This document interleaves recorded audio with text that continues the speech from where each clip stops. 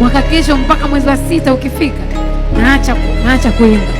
Kauli ya Zuchu kupitia Wasafi TV iliweza kushangaza watu wengi, ikiwemo watu kutokea ndani ya Wasafi, wafanyakazi wa Wasafi TV pamoja na FM, baada ya kuzungumza kama ulivyoona hapo kwenye video kwamba anataka kuacha muziki. Sasa kauli hii bwana alizungumza ni kipindi kirefu kidogo, ambapo ilitakiwa mwaka huu awe amekusha kuacha muziki, lakini kilichotokea ni kwamba ushauri mwingi uliweza kutoka na watu wengi waliweza kumshauri mwanadada Zuchu kuendelea kuwa na muziki. Nafikiri ilikuwa ni feeling baada ya matukio mengi kutokea kati yake pamoja na Diamond Platnumz. Sasa ni kwa sababu ya mapenzi ndio alimfanya Zuchu kutamani kuacha muziki na kujitoa ndani ya WCB, lakini mpaka sasa ni kwamba anaendelea na muziki na bado yuko kwenye mkataba na Wasafi. Kwa hiyo swala la kuacha muziki kwake kwa sasa halipo na anaendelea na muziki ndani ya Wasafi.